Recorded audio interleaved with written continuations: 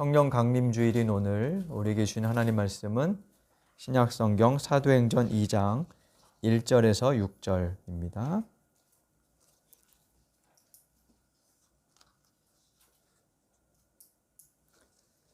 한 절씩 교독하겠습니다. 오순절이 되어서 그들은 모두 한 곳에 모여 있었다.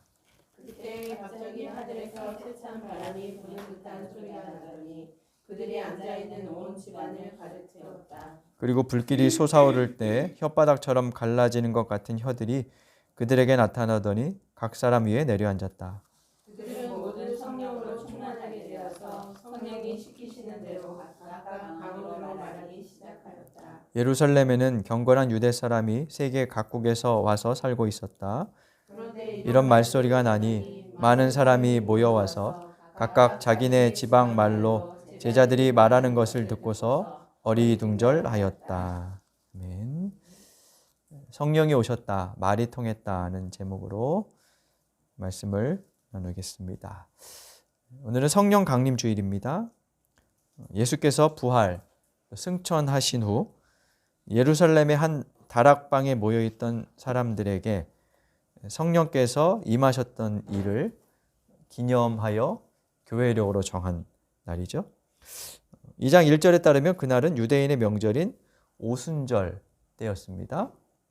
오순이란 한자어로 다섯오 열순으로 50일이란 뜻이죠.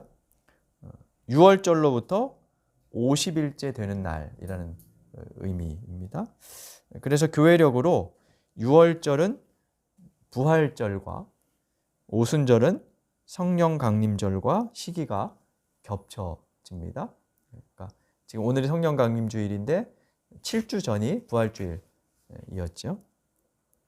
오늘 읽은 본문은 성령 강림 주일의 기원이 되는 이야기이죠. 1절부터 4절까지는 성령 강림의 장면에 대한 설명이고요.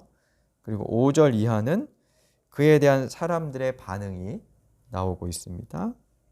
1절부터 4절까지 이야기를 보면 그날 있었던 사건이 매우 이례적이었고 또 사람들의 언어로 설명하기가 쉽지 않은 그런 신비로운 일이었음을 알려줍니다. 성령의 임재를 2절부터 4절까지 해서 이렇게 표현하죠. 갑자기 하늘에서 세찬 바람이 부는 듯한 소리가 나서 그들이 앉아있는 온 집을 가득 채웠다. 그리고 3절에는 불길이 솟아오를 때 혓바닥처럼 갈라지는 것 같은 혀들이 그들에게 나타나고 각 사람 위에 내려앉았다. 어떤 현상을 말하는 걸까요? 좀 성경을 읽으시면서 약간 내가 영화를 만든다. 어떤 장면을 혹은 뭐 그림을 그린다. 그러면서 이제 상상을 한번 해보면 문자 언어니까 이걸 이제 그림 언어로 우리가 좀 바꿔볼 수도 있고 뭐 이렇게 할 수 있겠죠. 그러면 아마 이 문자를 이제 그대로 이렇게 표현을 할 겁니다. 뭐 창문이 갑자기 열리면서 바람이 휙 불어온다거나 어떤 뭐 CG로 요즘에는 CG로 이렇게 불길 같은 것들이 막 펼쳐진다거나 뭐 이러겠죠. 바람, 불이라는 단어는 구약에서 하나님의 나타나심을 표현할 때 쓰이는 단어였습니다. 그래서 대표적으로는 출애굽기에 보면 시내산에 성령 하나님이 강림하실 때 연기, 불, 구름 이런 모습들이 거기 등장하는 걸 볼 수 있죠. 제자들은 지금 실내에 있었습니다. 창문이 얼마나 컸는지는 모르겠지만 거기에 바람이 세차게 불어와서 그 집에 바람이 가득했다. 도대체 이게 어느 정도일지 잘 모르겠어요. 불길이 솟아올랐다. 만일 실제로 바람이 세차게 불고 불길이 솟아올랐다면 소동이 벌어졌겠죠. 집을 뛰쳐나가거나 뭐 흔들리는 창문을 닫거나 뭐 이런 게 했을 거예요. 오늘 본문을 보면 바람이 부는 듯한 소리, 불길이 솟아오를 때 혓바닥처럼 갈라지는 것 같은 혀들이라며 뭐뭐인 듯한, 뭐뭐 같은 이렇게 표현하죠. 비유입니다. 실제로 바람이 불고 불길이 솟아오른 것이 아니라 어떤 현상을 설명하기 위해서 비유를 사용한 거죠. 우리가 우리의 마음을 표현할 때 쓰는 것들이 있죠. 상대방에게 뭐 내 사랑을 표현할 때 어떻게 말합니까, 여러분? 표현을 안 해보셔갖고 상대방의 눈동자의 아름다움을 표현할 때 뭐라고 할까요? 눈동자가 맑고 깊고 호수 같다, 뭐 이렇게. 당신의 눈은 호수같이 뭐 이렇게 하고, 그렇지, 눈에 빠지고 싶어, 뭐 이렇게 말하기도 하고요. 그렇게 표현하죠. 혹은 뭐 가슴에 깊이 각인되는 첫사랑을 만났을 때 천사가 내게 왔다거나 뭐 이런 식으로 표현하죠. 어떤 그 노래 가사인가요? 그녀의 자전거가 내게로 왔다, 이런 것도 있죠. 그러니까 비유로 그 어떤 감정과 마음 상황들을 이제 설명하려고 하는 거죠. 그래서 이 비유는 사실 사실의 언어가 아니기 때문에 의미를 파악해 보는 것이 중요합니다.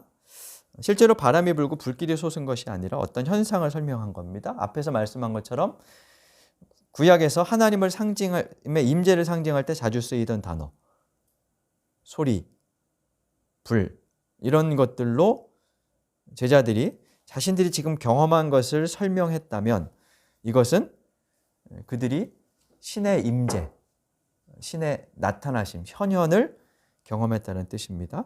지금 우리의 언어로 사실 재구성하기는 쉽지 않습니다. 그러나 아무튼 그들은 무언가를 경험했고요. 성령 하나님의 임재를 경험했고, 그것은 결과적으로 제자들을 변화시켰으며 교회가 탄생하게 만들었다는 것이죠. 교회가 성령에 의해 시작되었다는 것은 교회, 그리고 제자들, 그 속에 속한 사람들이 어떤 사람들이며 어떤 공동체가 되어야 하는지를 생각하게 하지요. 오늘은 그 점에 대해서 생각해 보려 합니다. 먼저 성령이 오순절에 임하셨다는 것은 한 가지 메시지를 줍니다. 오순절은 여러 가지 의미가 있었는데요. 그 중에 하나는 그날이 출애굽 후 시내산 아래에 도착한 이스라엘 백성들에게 율법이 주어진 날로 기념돼 왔다는 거예요. 이스라엘 백성들이 출애굽한 다음에 광야를 지나 시내산 아래에 머물렀죠. 그리고 거기에서 하나님께서 모세를 산 위로 부르셔서 십계명을 비롯한 율법을, 또 성막을 짓도록 만드셨는데, 그날이 이 오순절 즈음이다, 이렇게 유대인들이 생각을 했어요. 그걸 기념하는 거죠. 그래서 특히 근데 사도행전의 독자들이 이 사도행전을 읽을 때, 그러니까 사도행전이 회자되고 읽기 시작할 때는 주한 90년 경이었는데 그때는 그 의미가 더 부각이 되었습니다.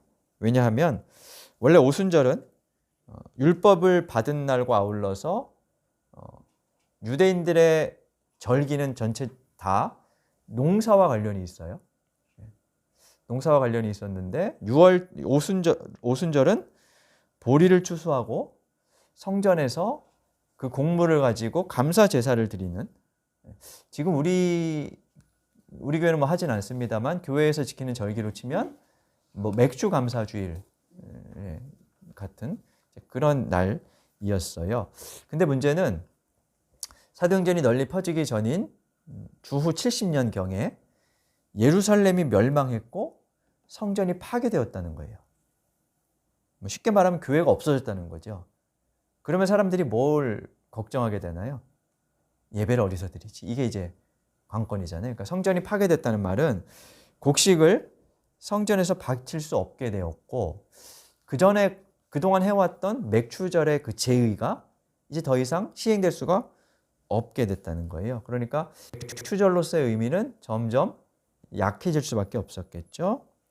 그래서 사도행전 독자들이 사도행전을 읽을 때는 이 오순절은 맥추절의 의미보다는 율법을 받았던 날, 그날의 의미가 더 깊이 그렇게 커졌던 상태였어요.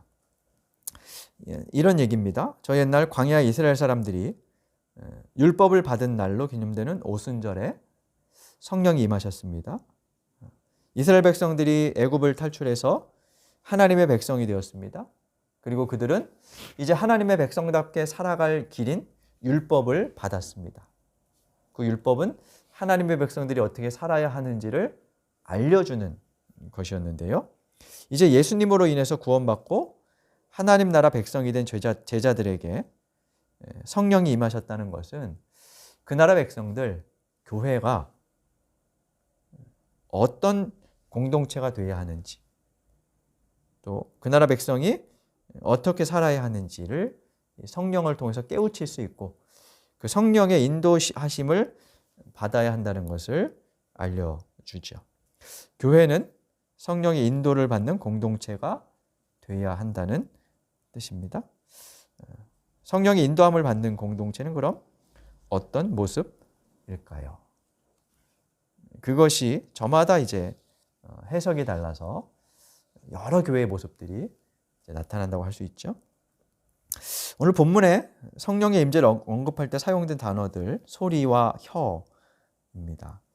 2절에는 소리가 있고 그 소리가 가득했다 이렇게 돼 있고요. 3절에는 혀들이 나타나서 각 사람 위에 내려앉았다 이렇게 돼 있습니다. 소리와 혀는 말, 언어를 연상시키는 단어들이죠. 4절에 보면 성령을 받은 사람들이 성령이 충만하게 되어서 말을 하기 시작했습니다. 어떤 말을 했나요? 4절에 보면 각각 방언으로 말하기 시작했다 이렇게 되어 있습니다. 근데 이 방언은 각 주 1을 내려가 보면 다른 언어로 말하기 시작했다 이렇게 되어 있습니다. 그러니까 우리나라는 서울말이 표준말이고 나머지는 지방 방언, 사투리 이제 그 방언입니다. 성경에는 방언이 두 가지 형태가 나옵니다. 하나는 고린도전서에 나오는 방언인데요. 이 방언은 사람들이 알아들을 수 없어요. 그래서 고린도전서에서 바울이 얘기하는 건 뭐냐면 사람들이 성령을 받았다고 막 방언을 막 얘기합니다. 이렇게 예배 시간에 모여서 막 얘기합니다. 근데 이 방언이 서로 알아들을 수 없으니까 소통이 안 되는 거예요. 무질서하게 보였겠죠. 그러니까 하나님과의 대화 속에서만 이루어지는 것이 막 이렇게 회중 안에서 막 내세우듯이 이렇게 벌어진 거예요. 그래서 바울은 거기에서는 통역하는 사람이 있기 전에 방언하지 말아라. 질서의 차원에서 그냥 하나님과 내밀한 관계 속에서 기도할 때만 그것을 써라 이렇게 말을 합니다. 그 방언하고 오늘 성경에 나오는 방언은 달라요. 근데 이 방언은 언어였어요. 그래서 결과적으로 그 다음 말들을 보면 어떻게 얘기합니까? 세계 여러 지방에서 모여든 사람들이 제자들의 그 방언을 듣고 알아들었어요. 고린도전서의 방언과 다른 거죠. 소통하게 하는 말이었다는 뜻입니다. 모든 사람들이 각각 자기들의 언어로 제자들이 말하고 있는 것을 듣게 되었고 그 결과로 다른 나라에서 모여든 다른 언어를 쓰는 사람들 사이에 의미가 통하고 소통이 일어나는 그런 현상이 벌어졌다는 거죠. 오순절에 예루살렘 순례하기 위해서 모여든 사람들이 많이 있었는데 그들이 각각 자기네 지방말을 썼어요. 그래서 6절에 보면 각각 자기네 지방말로 제자들이 말하는 것을 들었다 이렇게 되어 있죠. 그러니까 제자들은 지금 유대 갈릴리에서 살던 사람들입니다. 이들은 갈릴리 지방 억양이 섞인 아람어를 쓰고 있었습니다. 그런데 그들이 다른 말을 해요. 뭐 헬라어를 말하기도 하고 저 북부 지방의 어떤 다른 언어로 말하기도 하고 뭐 이렇게 지금 했다는 겁니다. 예를 들어서 뭐 이런 거죠. 한국말만 할 줄 아는 우리가 성령이 임하시자 어떤 사람은 중국말로, 어떤 사람은 뭐 힌두어로, 어떤 사람은 뭐 스페인어로 뭐 이렇게 지금 말을 하게 되었다는 것이고요. 그래서 그동안 말이 서로 달라서 소통할 수 없었던 사람들이 소통하게 되었다는 것입니다. 성경을 연구하는 학자들은 이 성령 강림 사건을 창세기에 나오는 바벨탑 사건과 비교합니다. 그 사건의 반전으로 보는데요. 창세기 11장에 사람들이 홍수 심판에 대한 트라우마 때문에 재난을 대비하고 싶다는 생각으로 높은 탑을 쌓기로 하지요. 근데 그 이야기를 시작하는 창세기 11장 1절을 보면 처음에 세상에는 언어가 하나뿐이어서 모두가 같은 말을 썼다 이렇게 되어 있습니다. 한 언어를 쓰면서 서로 소통하고 하늘의 탑 닿게까지 탑을 높이 쌓자. 이제 이렇게 사람들이 일을 공동의 목적을 가지고 일을 한 겁니다. 근데 하늘에 닿게 탑을 쌓고 자신들의 이름을 날리려고 하는 사람들의 불순한 의도를 간파하신 하나님께서 탑을 쌓는 일을 막으시죠. 막는 방법이 창세기 11장 7절에 나옵니다. 그것은 그들의 말, 언어를 뒤섞어서 서로 알아듣지 못하게 하는 것이었습니다. 언어가 달라지자 그들 사이에 불통이 일어나 무질서해졌고 그 결과 사람들이 뿔뿔이 흩어지게 되었습니다. 그렇게 흩어질 땐 아마 말이 통하는 같은 말을 쓰는 사람들끼리 집단을 이루어서 갈라지게 되었겠죠. 반면에 사도행전 2장의 오순절 성령 강림 사건은 그 언어의 분리와 불통의 무질서가 통합과 소통의 질서로 바뀌었다, 회복되었다 하는 것을 보여줍니다. 성령이 임하시자 언어의 장벽으로 생긴 불통이 허물어지고 소통되기 시작했음을 증언하고 있는 거죠. 기독교는 말의 종교입니다. 성경을 펼치면 가장 먼저 나오는 말씀은 하나님이 천지를 창조하셨다는 거죠. 하나님이 천지를 말씀으로 창조하셨습니다. 혼돈과 공허, 어둠이 가득 찬 세상에 빛이 있어라 말씀하셔서 빛이 생겼고 무질서가 질서로 공허가 생명의 충만함으로 바뀌었습니다. 또 요한복음 1장에 의하면 예수님은 말씀이 육신이 되셔서 사람들 가운데 오신 분입니다. 말씀의 현현으로 오신 분이라는 거고요. 또 오늘 본문에 성령이 임하실 때는 서로 다른 방언, 언어 현상이 나타났습니다. 하나님은 왜 사람이 되셨을까요?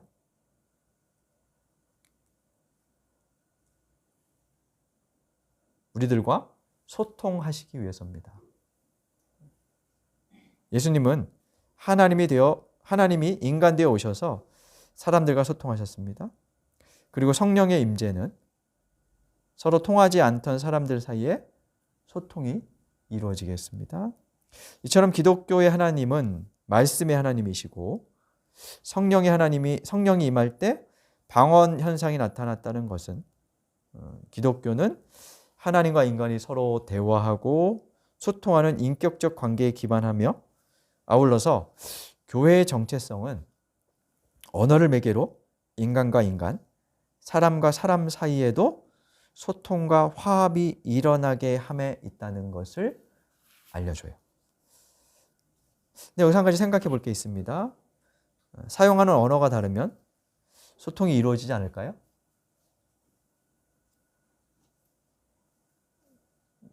어떻게 생각하십니까, 여러분?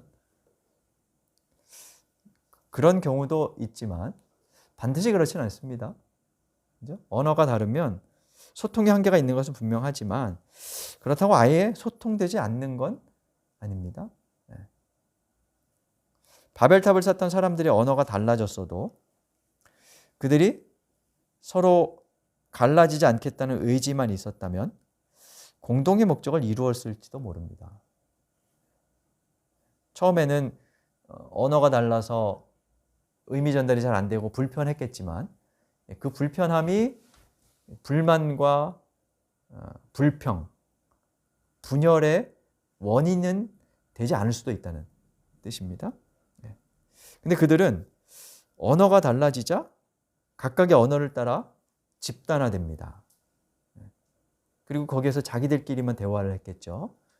아우, 쟤네는 말이 안 통해, 쟤네 말은 이상해, 이랬을 수도 있고요. 그러면서 점점 어떤 현상이 벌어질까요? 영화적 상상력을 동원하면 한국말을 하는 우리끼리 모여갖고, 야, 저 중국말 쓰는 애들 우리가 억눌러 버리자. 우리가 다 이익을 독점하자. 이 탑을 쌓고 우리가 성공하자. 이랬을 수도 있고요. 그랬을 가능성이 얼마든지 인간 사회 안에서는 벌어집니다. 그러니까 한 집단이 타 집단을 억누르거나 우리는 좀 일을 덜 하면서 다른 집단을 일을 더 많이 시키고 이익은 우리가 더 많이 갖자. 독점하자. 이런 생각을 했을 수도 있겠죠. 그러다 보면 경쟁과 분열, 지배와 피지배가 일어나게 되고요. 그 때문에 흩어졌을 가능성이 더 큽니다. 저의 상상이지만 그랬을 가능성이 있다고 봅니다. 언어가 달라지자 공동의 목적보다는 언어가 통하는 사람들끼리의 이익, 그 집단의 이익을 더 앞세우게 되었기 때문에 결국 불통과 분열이 일어났을 것입니다. 반면에 같은 언어를 사용하는 사람들끼리도 진정한 의미에서 대화나 소통이 이루어지지 않는 경험을 우리는 또 현실에서 하게 되지요. 간혹 TV에 나오는 토론 프로그램을 보다 보면 어떤 사안에 대해서 궁금증이 풀리기보다는 짜증이 날 때가 더 많습니다. 패널들이 각 분야에서 전문가들임에도 불구하고 그들은 서로의 말에 귀를 기울이지 않습니다. 자기 주장만 펼치죠. 상대의 의견을 듣고 반성적인 성찰을 거쳐서 종합적인 판단을 내리기보다 자기 생각만 일방적으로 주장하기 때문입니다. 힘겨루기 위해서 이기는 것이 목적이기 때문에 배타적이고 자기중심적인 말만 쏟아내는 거죠. 결국 양측은 같은 한국말을 쓰지만 진정한 의미에서의 대화나 소통은 했다고 보기가 어렵습니다. 그래서 서로를 이해하기보다는 우리가 이겼다, 이거에 더 중점을 두죠. 근데 그와 같은 일이 소위 성령이 충만하다는 사람들에게서도 종종 일어나는 것을 볼 수 있습니다. 많은 기독교인들이 성령의 역사나 체험을 지나치게 개인화시켜요. 개인의 경건에 관계된 것이라고 여기고, 또 하나는 힘, 권능, 강력함 등의 이미지로만 생각을 합니다. 그래서 감정적으로 그냥 이렇게 좀 차분한 사람들, 혹은 어떤 일에 좀 남들이 볼 땐 덜 헌신적이거나 더 적극적이지 않은 사람들을 보면 쉽게 하는 말이 믿음이 없어서 그렇다거나 성령이 충만하지 않아서 그렇다거나 이런 식으로 이야기를 합니다. 그 바탕에는 성령을 슈퍼 에너지로 생각하는 것이 있어요. 성령을 슈퍼 에너지로 생각해서 그 힘을 받으면 강력해지고 뭐든 할 수 있는 의지와 힘이 생긴다, 이렇게 여기는 거죠. 그리고 대다수의 한국교회는 그런 성령 운동을 지금까지 추구해 왔습니다. 거기에는 7, 80년대 순복음 교단의 급성장이 연결돼 있어요. 한국교회 전체적으로 볼 때 순복음 교회가 60년대 후반, 70년대, 80에 굉장히 크게 성장을 했거든요. 사람들은 이제 성장한 결과를 보고 어떻게 성장했을까를 따지겠죠. 그러면 나오는 게 그 교회가 했던 성령 운동이에요. 축귀, 방언, 치유 기도, 이런 것들이에요. 그러면 이제 결과론적으로 어떻게 생각하겠습니까? 저거 하면 성장하는구나, 교회가 커지는구나, 부흥하는구나, 이렇게 이제 생각을 하게 됩니다. 근데 거기에 사실 신중할 필요가 있어요. 왜냐하면 결과물이 반드시 어떤 성령의 역사라고 우리가 확언하거나 확증할 수는 없어요. 거기에는 감정의 고양 같은 것도 충분히 있고 막 이렇기 때문에 좀 신중할 필요가 있지요. 아무튼 그렇게 되다 보니까 결과적으로 그와 같은 신앙과 목회가 옳다는 결과론에 빠지게 됐고, 저마다 다 그 길로 이렇게 가게 된 거죠. 교회 내에서 그와 같은 현상을 전면 부정할 수는 없습니다. 그러나 문제는 성령을 인간의 감정의 고양, 힘과 의지의 증가라는 측면에서만 이해해 왔다는 것이고요. 그 결과로 교회 내 모든 신자에게 감정 과잉과 의지 과잉 현상을 부추겨 왔다는 것입니다.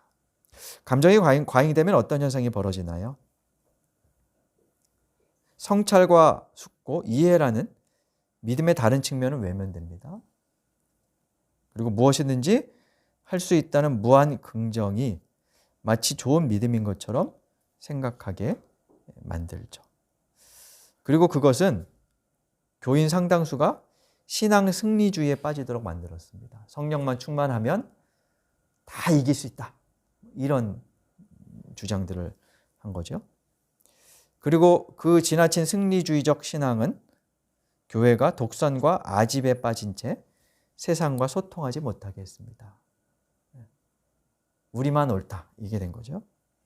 마치 바벨탑 아래의 사람들이 언어가 달라져 각자 자기들의 언어만 쓰는 소집단들이 되어서 서로 경쟁하고 대적했던 것처럼 교회도 교회의 언어를 쓰는 사람들끼리의 집단이 되어서 다른 언어를 쓰는 사람들을 적으로 규정하고 내몰고 이겨내야 할 대상으로 여기게 되었습니다.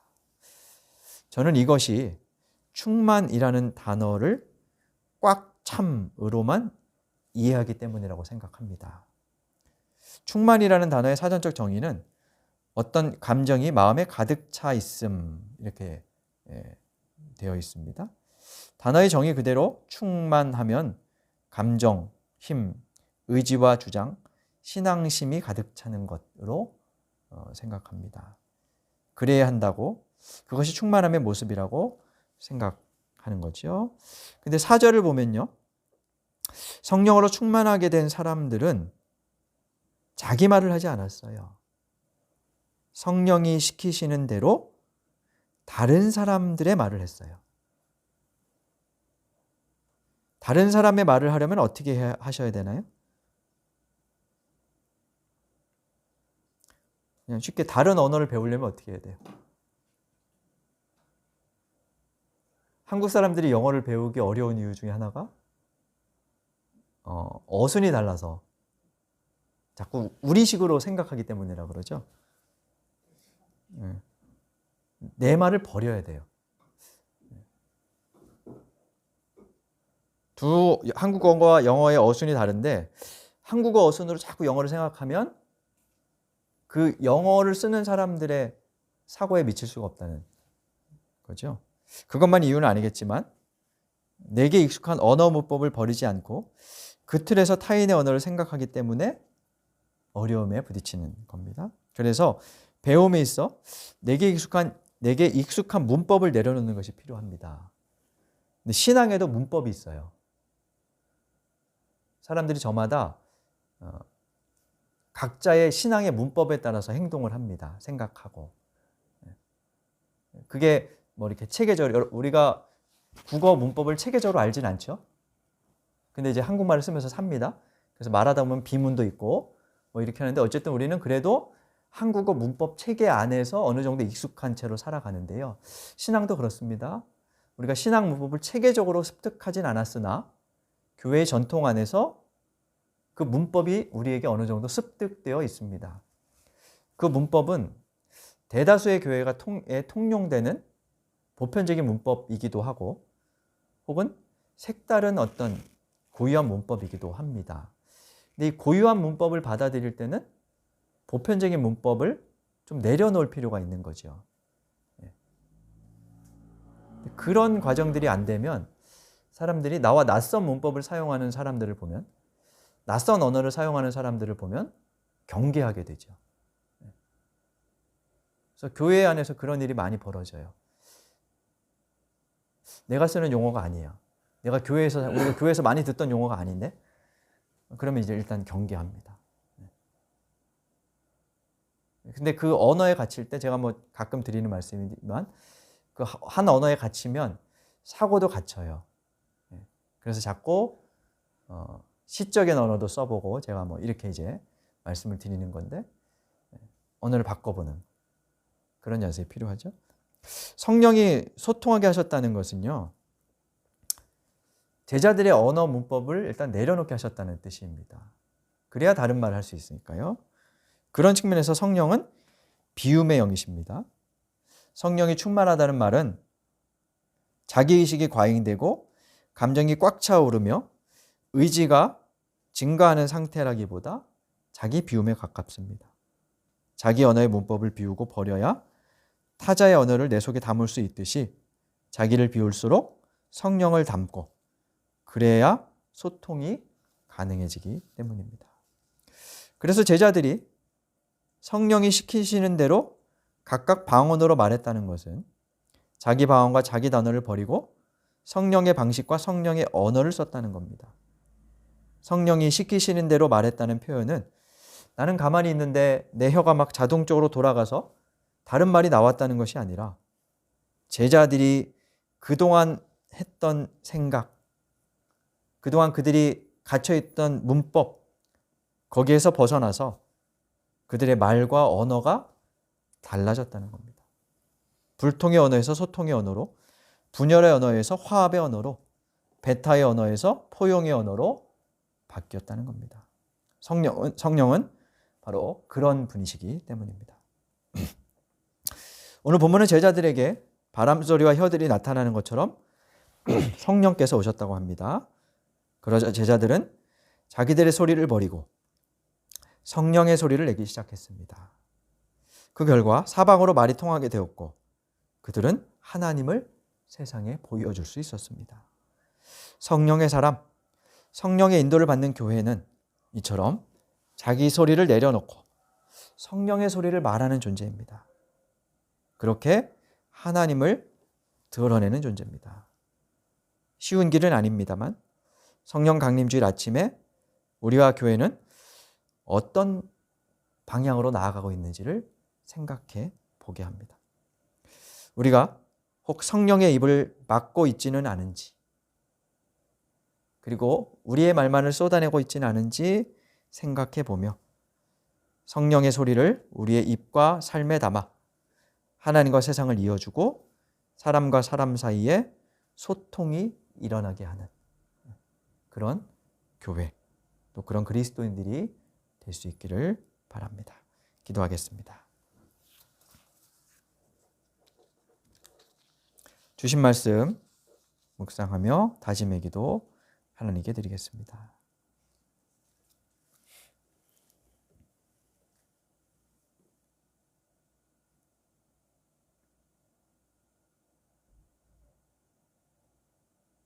하나님, 성령께서 제자들에게 임하셔서 그들이 자기들의 말을 버리고 성령의 말을 하였던 것처럼 저희에게도 성령님 임하셔서 우리의 불통과 분열, 베타의 언어가 소통과 화합, 포용의 언어로 바뀌어갈 수 있도록 도와주옵소서.